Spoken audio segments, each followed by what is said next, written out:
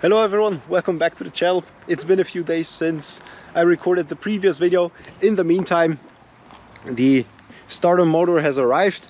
It's waiting in this box for installing. So I will unbox it and try to install it into the car as quickly as possible. However, before doing that, I have to unplug the car battery from the car, so there won't be any surprises while trying to remove it.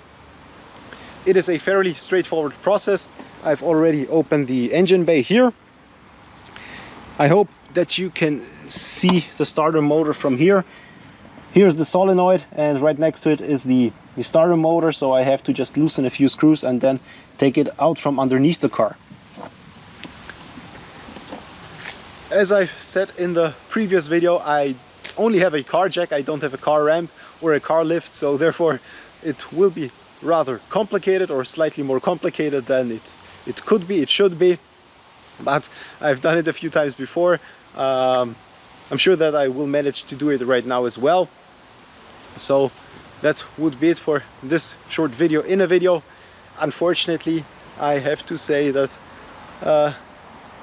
there is a person right next to me which doesn't appreciate me recording my video right here, and I believe she's going to call the authorities. So I will definitely have to record this part somewhere else. That is very unfortunate because the weather is very nice. But anyway, time-lapse video on, and let's continue with the video. Bye. Well, it's been a day and a half since the first segment of the video. Unfortunately, I wasn't able to record the rest of the video yesterday. I was trying to. Unfortunately, I couldn't find the location. It was very hot outside, so I started to do the video in my garage. Unfortunately, the audio and the video quality were very bad, and furthermore, I did some work and then I found out that I'm missing the most important nut for the car, a 13mm nut, and therefore I had to stop my work anyway. This gave me the opportunity to postpone it for a little bit and record it today here outside, which is very nice. As you know, this location from the previous videos, if you've seen them. Anyway, a part of the recording yesterday was the unboxing of the new starter motor, so I'm unable to show you that, but I will show you the starter, the motor itself. So here it is, very nicely packed, like always from Poland. I've received a number of packages in the past and they were always very nice packaged, no damages there.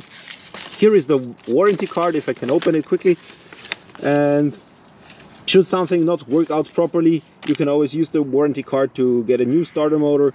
But as I live in Austria, it's quite the process and it would probably be cheaper to buy just a new one, but this one looks very nice, so it should work. And I believe the problem with the current starter motor that is in the car is with this little wire here from the starter to the solenoid.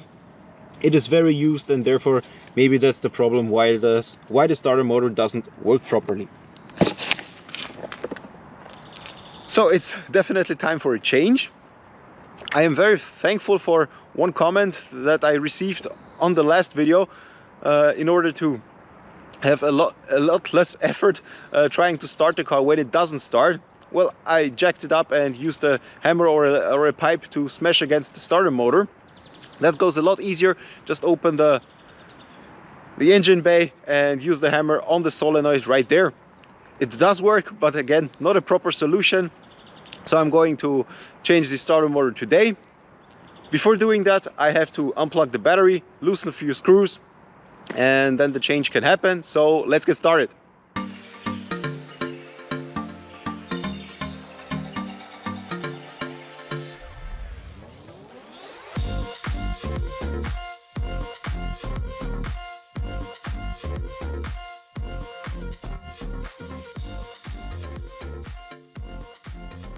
I hope you can see that.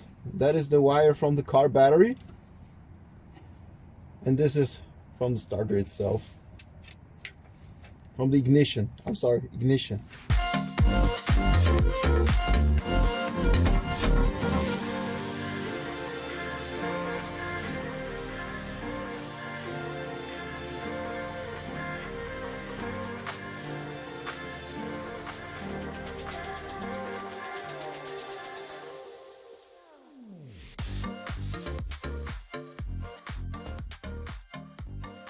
and it's out.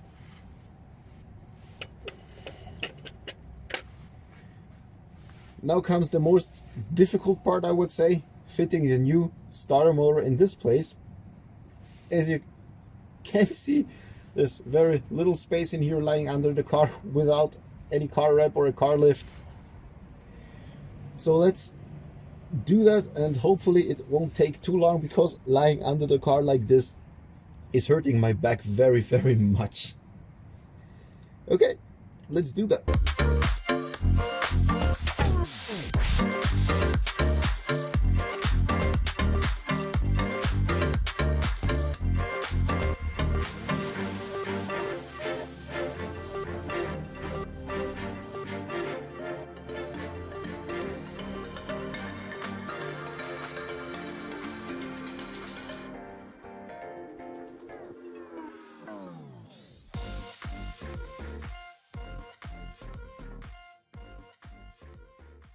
Okay, everything back there is done, so let's quickly attach the car battery and then let's try if it worked out. Hopefully it did.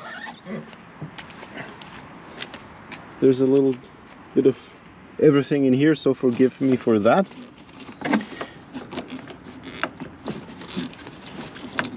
It's always difficult with one hand.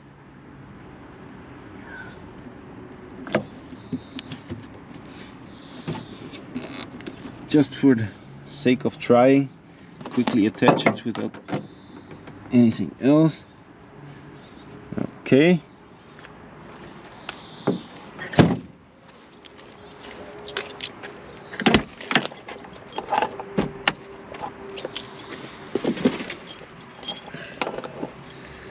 Fingers crossed. Hopefully it worked.